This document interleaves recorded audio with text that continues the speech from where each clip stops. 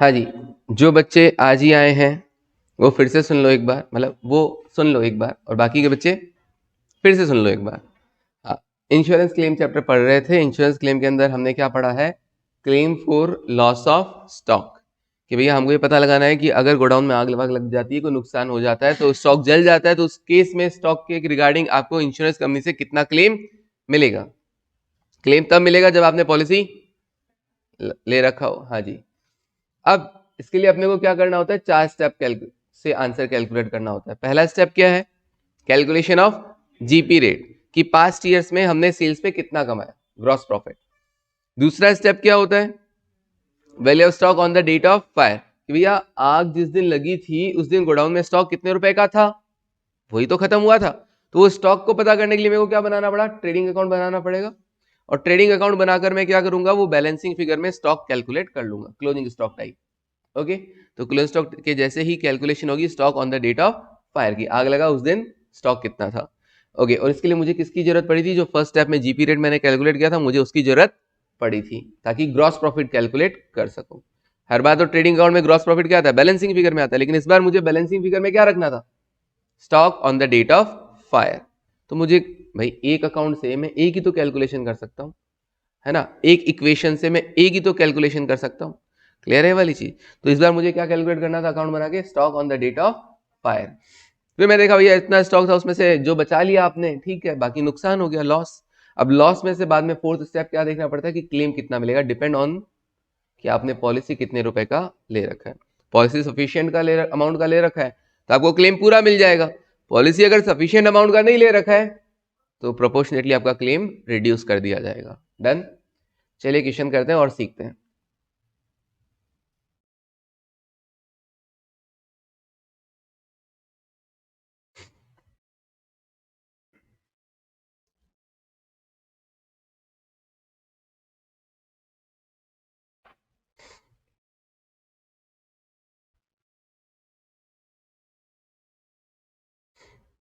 Illustration में first हो गया था, थर्ड हो गया था, सेकंड नहीं करना। उसके बाद फोर्थ क्वेश्चन देखो। फोर्थ क्वेश्चन क्या कह रहे हैं? A fire occurred in the premises of Sri G. Venkatesha on 1st April 2022. Okay, आग कब लगी? 1 अप्रैल 2022 को। And a considerable part of the stock was destroyed. The stock salvaged, कितने रुपए का स्टॉक बचा लिया? 28,000 रुपए का स्टॉक इन्होंने बचा लिया है। Stock salvaged 28,000। Shri Venkatesh had taken a fire insurance policy, कितने का पॉलिसी ले रखा है? 17,10,000 रुपए का पॉलिसी ले रखा है, to cover the loss of stock by fire. मुझे ये 17,10,000 पता नहीं क्यों 1,71,000 जैसे लग रहे हैं। हाँ, इसको चेंज कर लो, 17,10,000 नहीं, 1,71,000, 1,71,000 गलत है क्वेश्चन में। तो पॉलिसी ले रखा है 1,71,000 का। You are required to ascertain the insurance claim which the company should claim from insurance company for the loss of stock of by fire. The following particulars are available. आपको claim का amount पता करना है। ascertain the insurance claim करेंगे। इसके लिए आपको purchase दे रखा है फॉर द ईयर 2021। ओके, पिछले साल के लिए दे रखा है 2021 के लिए। अभी तो 2022 चल रहा है, 1 अप्रैल 2022 को आग लगी है, तो 2021 मतलब पिछला साल। अब पिछला साल मैं यहां लिख देता हूं प्रीवियस ईयर। प्रीवियस ईयर की परचेजेज है, प्रीवियस ईयर की सेल्स है, करंट ईयर की परचेजेज है, करंट ईयर की सेल्स है। करंट ईयर की सेल्स भी मुझे बहुत ज़्यादा लग रही है। इतनी सेल्स तो पूरे पिछले साल नहीं हुई थी जितनी इन्होंने जनवरी फरवरी मार्च में दिखा दी है, 24 लाख। तो यहाँ पर भी क्या हो जाएगा? 2,40,000 हो जाएगा। चेक कर लेते हैं। हाँ जी, 2,40,000। ओके, स्टॉक ऑन 1 जनवरी 2021, पिछले साल का ओपनिंग स्टॉक है ये, previous year opening stock. Stock on 31 दिसंबर 2021 पिछले साल का क्लोजिंग स्टॉक। ओके, जो पिछले साल का क्लोजिंग स्टॉक है वो इस साल का ओपनिंग भी होगा, ओपनिंग स्टॉक। ओके, वेजेस पिछले साल की 1 लाख और इस साल की आग लगने की डेट तक की 1,80,000। देखो 3 महीने में क्या इतनी सारी वेजेस दे दी तुमने? नहीं, 18,000 कर लो इसको। वेजेस क्या है? 18,000। चेक कर लो, हाँ जी 18,000। तो क्वेश्चन में मिस्टेक था 3 जगह, वो हमने सही कर लिया, पॉलिसी का जगह, वेजेस की जगह और सेल्स की जगह। फिर आगे, Shri Venkatesh had in June 2021 consign goods worth ₹50,000। अच्छा, जून 21 मतलब पिछले साल। पिछले साल इसने क्या किया है? 50,000 रुपए का गुड्स क्या किया? कंसाइन किया, मतलब कंसाइनमेंट पे भेजा है। Okay, which unfortunately were lost in an accident. अच्छा, एबनॉर्मल लॉस, एक्सीडेंट में खत्म हो गया, नुकसान हो गया, तो भैया एबनॉर्मल लॉस, पिछले साल का एबनॉर्मल लॉस दे रखा है। ठीक है, देखेंगे। Since there was no insurance cover taken the loss had to be borne by him full. और ये लॉस आपको खुद को बेयर करना पड़ा, इस जी वेंकटेश को। क्यों? क्योंकि इसने इंश्योरेंस नहीं करवा रखा था। ओके, मैंने कहा इसका क्या रोल है? इसके लिए आपको एबनॉर्मल लॉस का ट्रीटमेंट आना चाहिए। क्या होता है एबनॉर्मल लॉस का ट्रीटमेंट, बताओगे? अब तक आपने अकाउंट्स पढ़ी है, फाइनल अकाउंट्स विद एडजस्टमेंट पढ़े हैं, वहां पे एबनॉर्मल लॉस का क्या ट्रीटमेंट किया करते थे?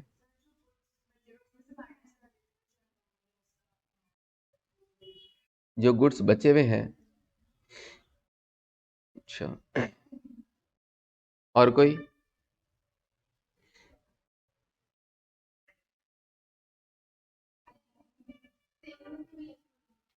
सेल में से भी लेस कर देते हैं, सेल तो हुआ ही नहीं।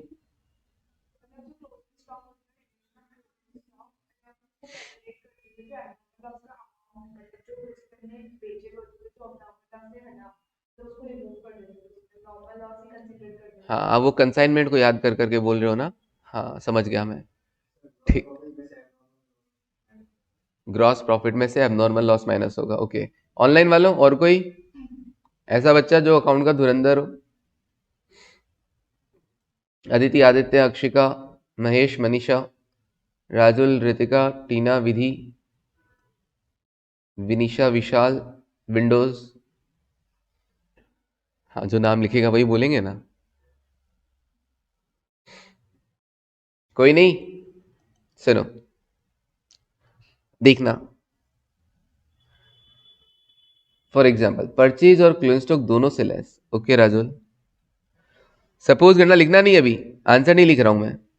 ट्रेडिंग अकाउंट है, मान लीजिए आपने 1,00,000 रुपए का सामान खरीदा, 1,00,000 रुपए का गुड्स खरीदा।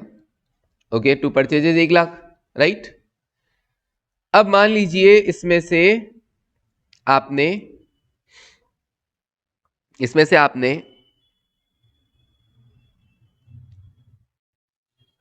60,000 रुपए का सामान बेच दिया, 60,000 का सामान बेच दिया, कितने में? 50% जोड़ते हुए, 50% प्रॉफिट पे आपने सामान को बेचा, तो 60,000 प्लस 50% 90,000। ओके, अब हुआ क्या? क्लोजिंग स्टॉक कितना बचना चाहिए? वेरी गुड, 40,000 का। भैया 1,00,000 का माल खरीदा था, 60,000 बेच दिया, तो ऑब्वियसली 40,000 का बचना चाहिए था। बट एक्चुअली क्लोजिंग स्टॉक कितने रुपए का बचा है? क्लोजिंग स्टॉक बचा है सिर्फ 30,000 का। मैंने काउंटिंग किया, 1 2 3 4 5 6 7 8, मैंने कहा 30,000 का। पता है क्यों? क्योंकि 10,000 रुपए का नुकसान हो गया था, एबनॉर्मल लॉस हो गया था। तो एबनॉर्मल लॉस को कहां दिखाना चाहिए? एबनॉर्मल लॉस को कहां दिखाना चाहिए? या तो बाय साइड में दिखा दो, क्योंकि हिसाब तो पूरा देना पड़ेगा ना 1,00,000 रुपए का। 1,00,000 रुपए का हुआ क्या? 60,000 का माल बेच दिया, 10,000 का भी सॉरी 30,000 का भी क्लोजिंग स्टॉक में बचा हुआ है, बाकी 10,000 कहां गया? बाकी एबनॉर्मल लॉस। या तो आप इसे यहां पर दिखा दीजिए बाय एबनॉर्मल लॉस, या लॉस बाय जो भी है, loss by theft, loss by fire, किसी तरह का नुकसान हो सकता है। एबनॉर्मल लॉस कितने का? 10,000 का। तो एबनॉर्मल लॉस का पहला ट्रीटमेंट होगा ये, या फिर इसे एक काम और कर सकते थे, परचेजेज में से लेस करके भी शो कर सकते थे, तो भी काम हो जाता। ओके, ऐसे केस में हमारा ग्रॉस प्रॉफिट कितना आएगा? Gross profit yes 30,000।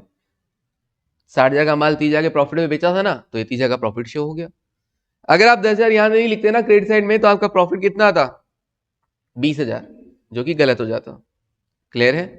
तो परचेजेस का पूरा हिसाब देना पड़ेगा कि बिक गया या स्टॉक में पड़ा है या नुकसान हो गया या कहीं और भेज दिया, कहीं और भेज दिया, उसका भी तो हिसाब देना पड़ेगा। इस पूरे 1 लाख का अपने को हिसाब क्रेडिट साइड में देना पड़ता है। क्लियर है? ठीक है जी। और क्या होगा सर एडजस्टमेंट एबनॉर्मल लॉस का? सर लॉस भी हो गया और प्रॉफिट भी कम नहीं हुआ। लॉस भी हो गया, प्रॉफिट भी कम नहीं हुआ। मैंने कहा प्रॉफिट कम करने के लिए है ना, कौन सा? P and L account. ये एबनॉर्मल लॉस को आप कहां दिखाएंगे? पी एंड एल अकाउंट में दिखाएंगे। To abnormal loss. P and L की शुरुआत किससे होती है? ग्रॉस प्रॉफिट से। ग्रॉस प्रॉफिट था 30,000, एबनॉर्मल लॉस कितना था 10,000, नेट प्रॉफिट कितना रहा आपका 20,000। क्लियर है? लेकिन एबनॉर्मल लॉस के वजह से आपका ग्रॉस प्रॉफिट इफेक्ट नहीं होता है, ये सीखने को मिला। एबनॉर्मल लॉस की वजह से आपका ग्रॉस प्रॉफिट इफेक्ट नहीं होता है, आपका नेट प्रॉफिट इफेक्ट होता है। क्लियर है वाली चीज? ओके, याद रखना, आगे भी काम आएगी। जब ब्रांच अकाउंटिंग पढ़ाऊंगा तब भी ये कंसेप्ट हमारे बहुत काम आएगा। क्लियर? ओके। एबनॉर्मल लॉस के कारण हमारा ग्रॉस प्रॉफिट इफेक्ट नहीं होता है, हमारा नेट प्रॉफिट इफेक्ट होता है। अच्छा एक बात बताओ, मान लो आपने इंश्योरेंस करवा रखा था और इंश्योरेंस कंपनी से आपको 4,000 रुपए मिल गए, तो नेट नुकसान कितने का रहा 6,000 का। अब क्या करें? ट्रेडिंग अकाउंट के अंदर तो पूरा 10,000 ही दिखाना, ट्रेडिंग में तो पूरा 10,000 ही दिखाना। सर परचेज अमाउंट 1 लाख कैसे आई, मैं घर से लेके आया। ये सारे डेटा मेरे दिमाग की उपज ही तो है, सिर्फ इमेजिनरी डेटा क्रिएट किए हैं डम्बो। ठीक है? 1 लाख कहाँ से आया, फिर सेल्स 60,000 कहाँ से आया, क्लोज स्टॉक 30,000 कहाँ से आया, सब अपने दिमाग से अपने एग्जाम्पल सेट किया है। क्वेश्चन से इसका हाँ कोई लेना देना नहीं है। इस कहानी के सभी पात्र काल्पनिक है, इसका वास्तविकता से कोई लेना देना नहीं है। मैंने इसीलिए स्टार्टिंग में बोल दिया था, मैं लिखना नहीं है इसका, इससे कोई लेना देना नहीं है। वो सुना नहीं, शायद वो स्किप हो गया, उस टाइम कहीं और चला गया होगा दिमाग कुछ बच्चों का। हाँ कोई ना। अच्छा अभी एबनॉर्मल लॉस मान लो कितना हुआ 6,000 ही हुआ, क्योंकि 4,000 इंश्योरेंस कंपनी से रिकवर हो गए। तो आप पी एंड एल अकाउंट में एक्चुअली नुकसान कितना दिखाएंगे 6,000 ही दिखाएंगे। इससे प्रॉफिट कितना इफेक्ट होगा, सिर्फ 6,000 से ही होगा। 30 - 6 कितना 24। क्लियर है वाली चीज?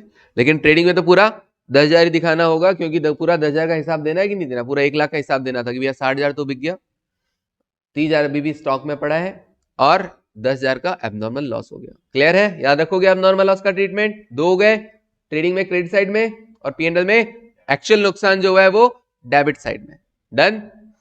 ओके, तो रटना तो नहीं पड़ा किसी को? ठीक है।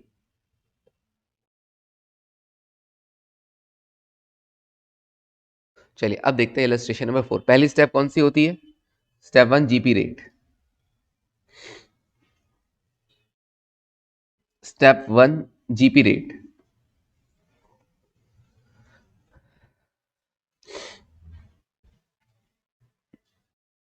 हाँ जी, जीपी रेट के लिए मैंने क्या कहा था, हो सकता है कि आपको पिछले साल के ट्रेडिंग अकाउंट के डेटा दे रखे हो, दे रखे हैं पिछले साल के डेटा सारे, बनाइए पिछले साल का ट्रेडिंग अकाउंट 2021 का।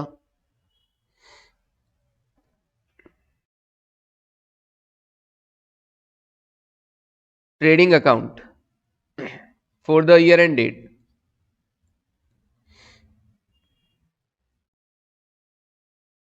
December 2021।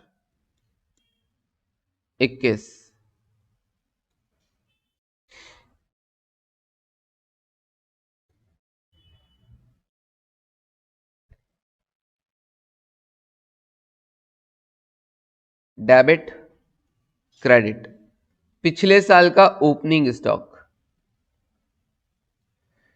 पिछले साल की परचेजेस, पिछले साल की सेल्स, या और भी कोई आइटम प्रीवियस ईयर का देखते हैं। चलिए मैंने कहा सर प्रीवियस ईयर का ओपनिंग स्टॉक है 1,44,000, 144। रुक जाओ, पूरा क्वेश्चन तो पढ़ो पहले, हमने पूरा क्वेश्चन नहीं पढ़ा। ये देखो एक लाइन तो मिस हो गई, stock at the end of each year for and till the end of the calendar. अब नॉर्मल लॉस का ट्रीटमेंट समझ गए, इसमें एक तो नया ये था। दूसरा अब ये देखो, stock at the end of each year for and till the end of the calendar year 2020, 2020 तक हम क्या किया करते थे, स्टॉक को किस पे वैल्यू किया करते थे, valued at cost less 10%। Okay, 2020 तक हम क्लोजिंग स्टॉक का वैल्यूएशन कैसे किया करते थे, स्टॉक हाँ कॉस्ट माइनस 10%, मतलब 100 रुपए का अगर स्टॉक होता है ना तो हम उसको 90 पे वैल्यू किया करते थे। कब, 2020 तक। तो 2020 का क्लोजिंग स्टॉक क्या 2021 का ओपनिंग नहीं बनेगा, इसका मतलब 2021 के ओपनिंग स्टॉक को हमने 100 नहीं 90 पे वैल्यू कर रखा है। क्लियर, 10% कम पे वैल्यू कर रखा है। हाँ रितिका, ऐसे ही 2021 से क्या बोला, फ्रॉम 2021 हमने स्टॉक को कैसे वैल्यू करना स्टार्ट कर दिया, ascertain by adding 10% to its cost. अच्छा, अभी हमने इसको कैसे वैल्यू करना लग गया, 100 की जगह 110 पे करने लग गए हैं। तो सर इसका ट्रीटमेंट क्या होगा, मैंने कहा देखो जी, मेरे को तो क्या करना है, तुम्हारे वैल्यूएशन से कोई लेना देना नहीं है। तुम चाहे 100 की चीज को 90 पे वैल्यू कर रहे हो इधर, तुम चाहे 100 की चीज को 110 पे वैल्यू कर रहे हो, मेरे को तो उसको 100 पे लेके आना है, नॉर्मली लेके आना है कि नॉर्मल केस में उसकी कॉस्ट के केस में हमारा जीपी रेट क्या होगा। तो तुम्हारे वैल्यूएशन पे हमारी दुनिया नहीं चलने वाली, कभी तुम 90 पे मान रहे हो, कभी तुम 110 पे मान रहे हो, हमको उसको किस पे लेके आना है, 100 पे लेके आना है। तो चलिए सर, हम लोग लिख रहे थे 2021 का ओपनिंग स्टॉक, 2021 का ओपनिंग स्टॉक मतलब 2020 का क्लोजिंग, और 2020 तक आप क्या करते थे सर, 2020 तक हम कॉस्ट लेस 10% पे वैल्यू करते थे, मतलब 100 रुपए की चीज को 90 पे वैल्यू करते थे। इसका मतलब ये जो ओपनिंग स्टॉक है ये कितने पे वैल्यू हो रखा होगा सर, 90 पे वैल्यू हो रखा होगा। ये ओपनिंग स्टॉक कितना था, 1,44,000, 1,44,000। तो मुझे क्या करना है, ये 1,44,000 है ना, ये कितने पे वैल्यू हो रखा है, 90 पे। तो 90 से डिवाइड करो और मुझे इसको उसकी कॉस्टिंग पे लेकर आना है। कॉस्टिंग कितनी थी, 100 रुपीज, 1,60,000। Okay, 1,60,000, sorry.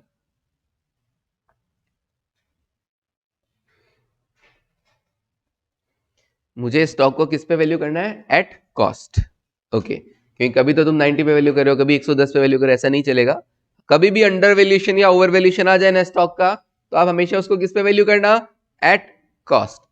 ये बात आपके मॉड्यूल में भी लिखी हुई है, बाद में मार्क करवा दूंगा। नाउ आप देखो पिछले साल की परचेजेस, प्रीवियस ईयर की परचेजेस कितनी है, 9,38,000 लिख दो। Previous year purchases 9,38,000।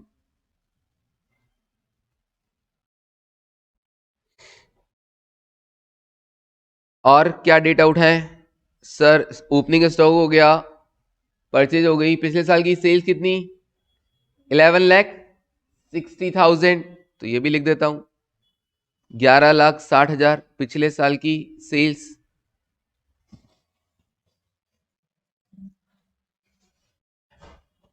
पिछले साल का क्लोजिंग स्टॉक कितना, 242, और 2021 का जो क्लोजिंग स्टॉक है वो कैसे वैल्यू किया गया है सर, 2021 का क्लोजिंग स्टॉक हमने कॉस्ट में 10% जोड़कर 110 पे वैल्यू कर रखा है, मुझे इसे वापस 100 पे लेके आना है। तो पिछले साल का क्लोजिंग स्टॉक कितना, 242, तो लिखो by closing stock, by closing stock कितना, 242, ये है कितने पे, 110 पे है, सेम शुड बी डिवाइडेड, 110 से डिवाइड कर दिया, and multiply what should be calculated, आपको कॉस्ट कैलकुलेट करना है, 100 कैलकुलेट करना है, ये लो जी 100। आपने 100 की चीज को 110 पे वैल्यू कर रखा था, तो वापस उसे 100 पे लेकर आ रहे हैं, कितना, 2,20,000। ओके विनीशा, रितिका, 2,20,000। ओके, और कुछ रह गया क्या? देखो पिछले साल के ट्रेडिंग अकाउंट के अंदर। हाँ, वन बाय वन सब देखते हैं ना। पिछले बार की वेजेस 1,00,000 रुपए। हाँ जी, वेजेस भी लिख दो, 1,00,000 रुपए। टू वेजेस 1,00,000 रुपए। मैंने कहा अभी भी और भी देख लो, कुछ रह गया क्या? मैंने कहा सर देखो, ये हो गया है, ये हो गया है, पिछले साल का ओपनिंग हो गया है, पिछले साल का क्लोजिंग भी हो गया है, पिछले साल की वेजेस भी हो गई है। अब तो करंट ईयर की परचेजेज है, करंट ईयर की सेल्स है, करंट ईयर की वेजेस है, और पिछले साल का ओपनिंग स्टॉक, करंट ईयर का क्लोजिंग भी है, वो भी रखेंगे। करंट ईयर का पिछले साल का क्लोजिंग, इस बार का ओपनिंग है, इस बार का ओपनिंग है। ओके, वो भी देखेंगे।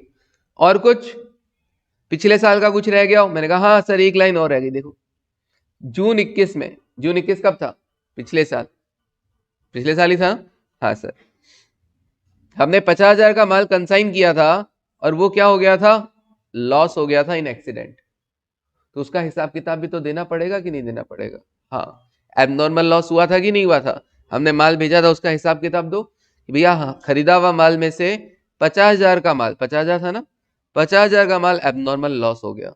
तो इसे आप यहां दिखाइए, by loss in accident, loss by accident. कितने का? 50,000 का। बताया था मैंने अभी अभी एबनॉर्मल लॉस का ट्रीटमेंट। मुझे परचेज किए हुए माल में से ही तो मैंने भेजा होगा, वही तो खत्म हुआ होगा, तो इसका पूरा हिसाब देना है कि नहीं देना है? देना है। इस परचेजेज में से कितना बिक गया, कितना स्टॉक में पड़ा है, कितना खत्म हो गया, कितना कहीं और चला गया, सारा हिसाब देना है। ठीक है, ओके। अब देखना ग्रॉस प्रॉफिट कितना आता है बैलेंसिंग फिगर में। हाँ, अब तो कुछ नहीं बचा ना सर? नहीं, अब कुछ नहीं बचा। देखो ग्रॉस प्रॉफिट कितना आता है बैलेंसिंग फिगर में। कितना?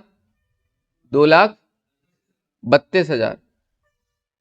Okay offline and okay Akshika और रितिका, 2,32,000 लिख दो to gross profit balancing figure 2,32,000।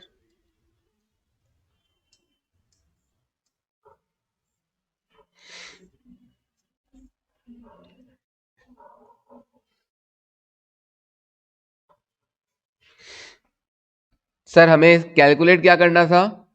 GP rate calculate करना था। तो अब हमने देखा कि हमारा ग्रॉस प्रॉफिट है पिछले साल का 2,32,000, और पिछले साल की हमारी सेल्स कितनी है?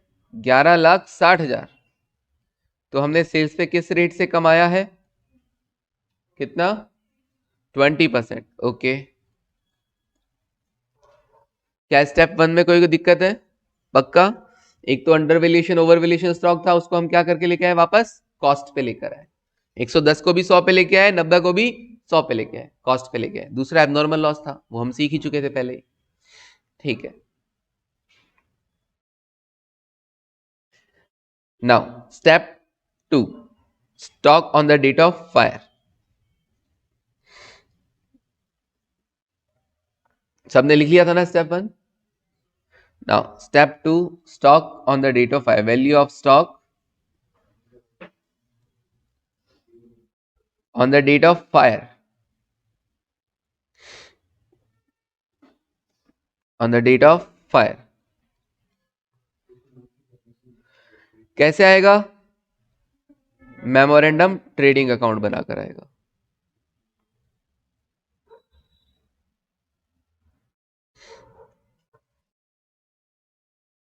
मेमोरेंडम ट्रेडिंग अकाउंट कहां से कहां तक का?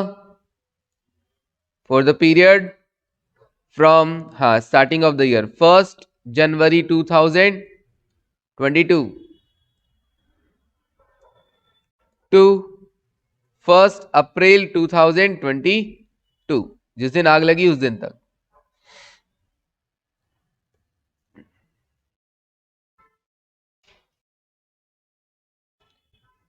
जिस दिन आग लगी उस दिन तक।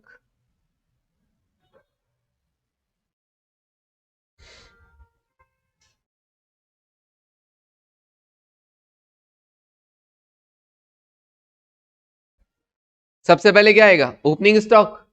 ओपनिंग स्टॉक कितना लिखोगे? सर जो पिछली बार का क्लोजिंग है वो इस बार का ओपनिंग है, 2,20,000। यस, 2,20,000। इस बार की परचेजेस, सर इस बार की परचेजेस है 1,82,000, 1,82,000। ये लो जी, इस बार की परचेजेस लिख दी 1,82,000। इस बार की वेजेस भी है 18,000 थी वो, जिसको हमने करेक्ट किया था। और इस बार की सेल्स भी थी, शायद 240 थी, जिसको हमने करेक्ट किया था। चेक कर लेंगे एक बार, 240 और 18,000 को। हाँ जी, ये 240 की सेल्स और 18,000 की wages. Okay Ritika, opening stock लिख दिया, परचेजेस लिख दिया, सेल्स लिख दिया, वेजेस लिख दिया। इस बार तो ऐसा कुछ सीन नहीं है ना एबनॉर्मल लॉस वाला, वो तो पिछले साल था, तो इस बार कुछ नहीं करना। और कोई एडजस्टमेंट नहीं, तो ग्रॉस प्रॉफिट लिख दो फटाफट से। इस बार हमारी सेल्स हुई है 2,40,000, और प्रीवियस ईयर को देखते हुए हमने डिसाइड किया कि भैया हम सेल्स पे कमाते कितने हैं? 20%। तो इस बार भी हमने 20% कमाया ही होगा, तो 2,40,000 का 20% कितना? ओके, बैलेंसिंग फिगर में देख लो, stock on the date of fire. Okay, by stock on the date of fire. Okay Akshar, Akshar ना, हाँ। Okay Akshika, Ritika, 2,28,000 balancing figure. ये मुझे वो पता चल गया स्टॉक जो गोडाउन में आग लगी उस दिन स्टॉक कितना था।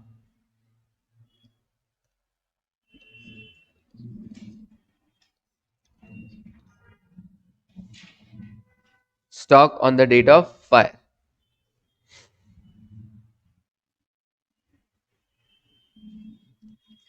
और बढ़े आगे, step number 3।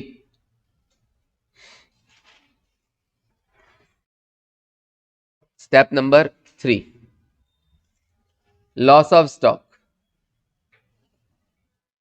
Loss of stock. Loss of stock कैसे आएगा? सर गोडाउन में स्टॉक था कितना on the date of fire? हाँ जी, on the date of fire 2,28,000। क्या आपने उसमें से कुछ बचा लिया या सारा खत्म हो गया? Value of salvaged goods.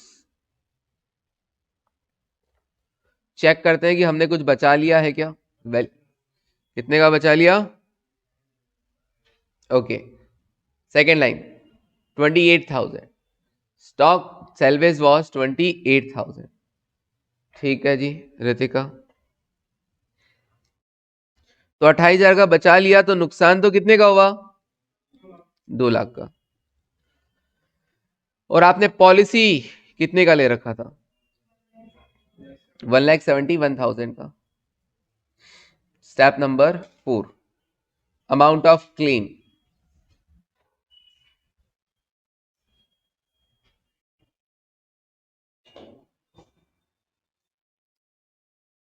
हाँ जी, अमाउंट ऑफ क्लेम कितना आएगा? सर हमें क्या चेक करना पड़ता है कि हमारा पॉलिसी वैल्यू किससे कंपेयर करना होता है, ये बताओ। हाँ, हमें करना होगा value of stock on the date of fire. Value of stock on the date of fire.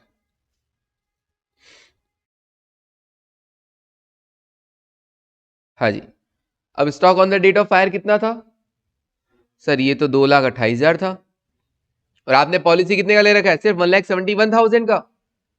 Policy come amount का ले रखा है ना, तो क्या होगा? पॉलिसी अगर कम अमाउंट का होगा तो average clause will apply.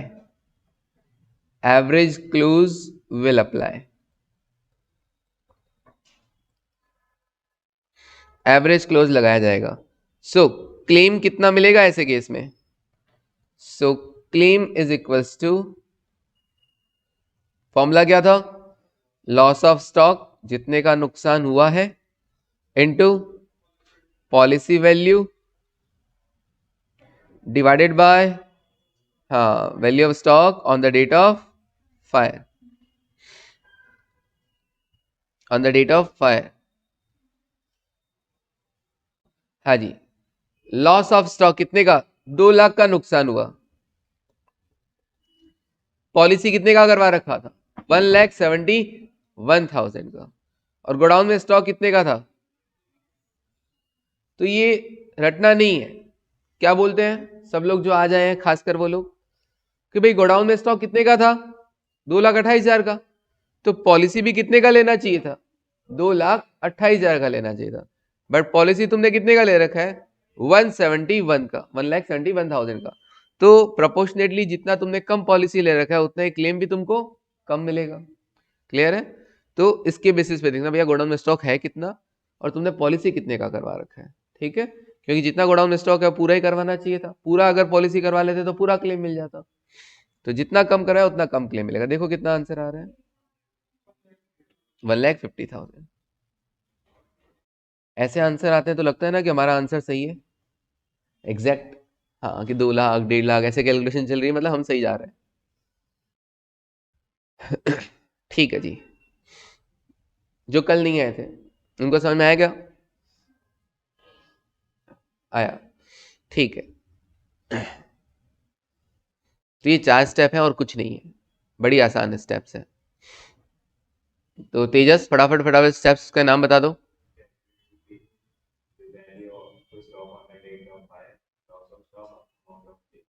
Okay very good, चलिए जी बेस्ट है। अब क्या करें सर, 10 मिनट बचे हैं, पूरा क्वेश्चन तो नहीं हो पाएगा, पढ़ लेते हैं इस क्वेश्चन को, ठीक है, फिर कल वापस देख लेंगे।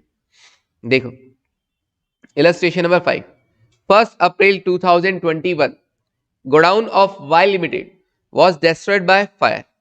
आग कब लगी, 1 अप्रैल 2021 को। ओके, मतलब करंट ईयर 21 हो गया है और प्रीवियस ईयर 20 हो गया है, अगर जनवरी से दिसंबर का मामला रहा तो। The record of the company reveal the following particulars. 1 जनवरी 2021 को स्टॉक बता रखा, मतलब ये तो क्या हो गया फिर, ओपनिंग, करंट ईयर का ओपनिंग स्टॉक हो गया, 2021 का शुरुआत ओपनिंग स्टॉक। क्या मैं इसको प्रीवियस ईयर का क्लोजिंग भी बोल सकता हूं, हाँ सर बोल सकते हैं, प्रीवियस ईयर क्लोजिंग स्टॉक।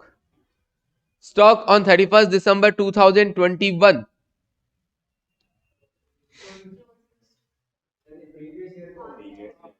इसका मतलब यहां पर आग 1 जनवरी 2021 को नहीं लगी है, 1 अप्रैल 2022 को लगी है।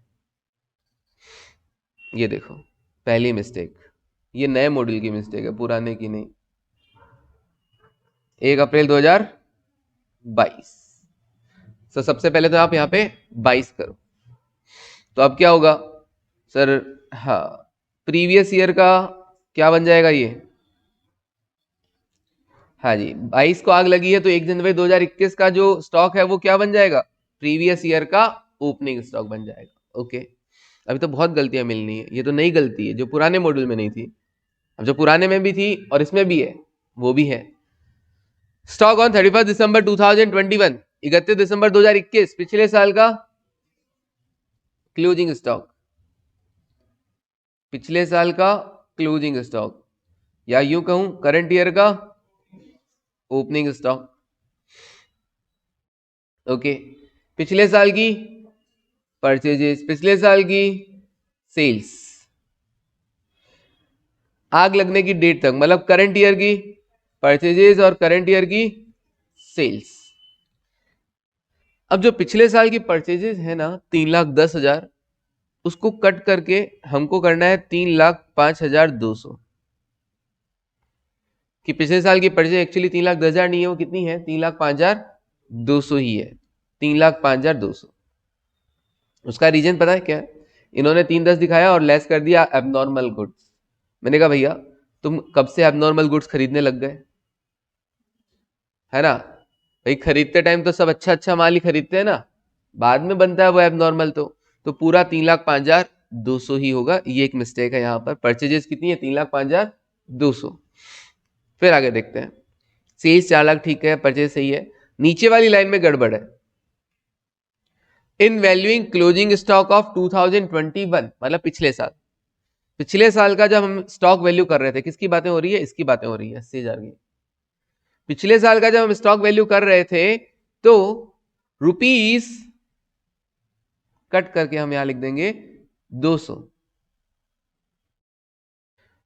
200 was written off whose cost was rupees 5,000। ऐसा स्टॉक जिसका कॉस्टिंग 5,000 रुपए था, उसमें आपने क्या कर दिया? उसको 200 रुपए राइट ऑफ करके क्या कर दिया गया है? अब 4,800 पे वैल्यू किया गया है। 200 रुपए राइट ऑफ कर दिए गए, मतलब कम कर दिए गए हैं। हुज कॉस्ट, कॉस्ट कितनी थी? 5,000 रुपए की। ऐसा क्यों किया जाता है पता है? स्टॉक को किस पे वैल्यू किया जाता है? कॉस्ट और NRV which ever is lower. NRV मतलब मार्केट प्राइस। अभी आपके लेवल पे ये मान के चलो मार्केट प्राइस, बाकी जाके आगे जाके एनआरवी की और डेफिनेशन समझाऊंगा। कॉस्ट और market price which ever is lower. तो हमें लगा अच्छा वो तो एबनॉर्मल आइटम था, मतलब उसमें कुछ ना कुछ डिफेक्ट हो गया होगा। अब डिफेक्ट हो गया होगा तो उसकी कॉस्टिंग तो थी हमारे लिए 5,000 की, लेकिन अगर मार्केट में बेचने जाऊं तो वो 4,800 में बिक पाएगा। तो ऐसे केस में स्टॉक को 5,000 पे वैल्यू करना चाहिए कि 4,800 पे?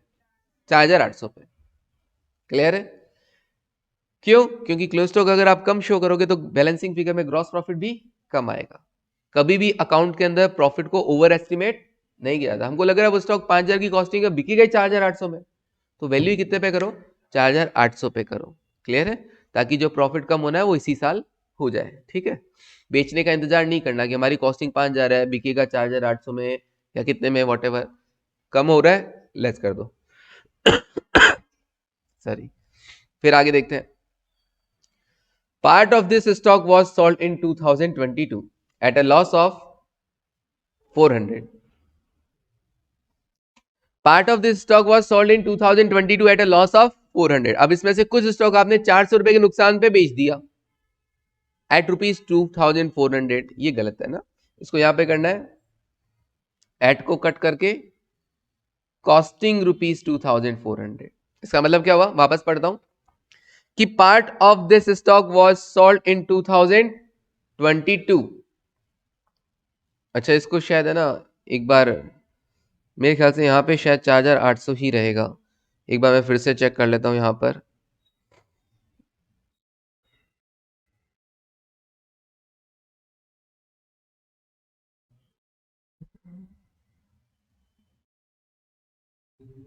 पूरा क्वेश्चन ही गड़बड़ कर रखा है लोगों ने।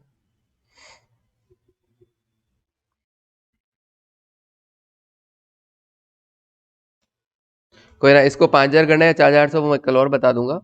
हाँ देखो, यहाँ पे क्या होगा, मेरे ख्याल से यहाँ पे 4,800 ही रहेगा, देख लेंगे एक बार। 2,400 रुपए की कॉस्टिंग का माल आपने कितने नुकसान पे बेचा है? 400 रुपए के नुकसान पे, मतलब कितने में बेच दिया? 2,000 रुपए में बेच दिया। ये करेक्ट है। ठीक है? स्टॉक बचा कितना लिया है? 5,000 बचा लिया। गोडाउन वगैरह and cost of which was fully insured, कहा कि पूरा इंश्योरेंस करवा रखा है, सफिशिएंट अमाउंट का, कोई टेंशन वाली बात नहीं है। Indicate the amount of claim. तो इस क्वेश्चन में बहुत सारी मिस्टेक्स हैं, पहले तो आपको इन मिस्टेक्स को सही करना पड़ेगा, फिर कल चल के हम इसको क्वेश्चन को करेंगे। तो क्वेश्चन टफ नहीं है, वो मिस्टेक्स की वजह से ऐसा लग रहा है। ठीक है? तो बहुत जगह गलतियां हैं, उसको जितनी मैंने सही करवा दी। कौन कौन सी मैंने सही करवा दी? परचेजेस, हाँ ईयर वाला, और यहाँ पे 200 ही होगा 5,000 की जगह। यहाँ पे कॉस्टिंग वर्ड लिखना है, ये नहीं लिखा हुआ कि 2,400 की कॉस्टिंग का माल 400 के नुकसान पे बेचा है। इसका अभी मैं एक बार और देख के बता दूंगा कि 4,800 की 5,000। ठीक है? अगर 4,800 हुआ तो 4,800 के अकॉर्डिंग देखेंगे, वरना 5,000। क्योंकि यहाँ पे 5,000 दिखा रहा है, लेकिन फिर भी मैं एक बार चेक कर लूंगा कि इसके आंसर के अकॉर्डिंग क्या है। क्लियर है? चलो कल मिलते हैं फिर। हाँ, लास्ट वाला क्वेश्चन कल करेंगे, अभी बस मैंने करेक्शन करवा दिए हैं। Okay, thank you, take care then, bye.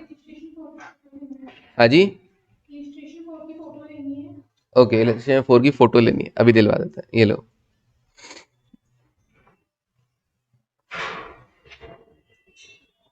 ये लो,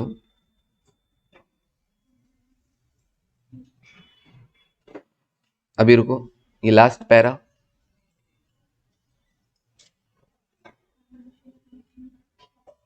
ओके।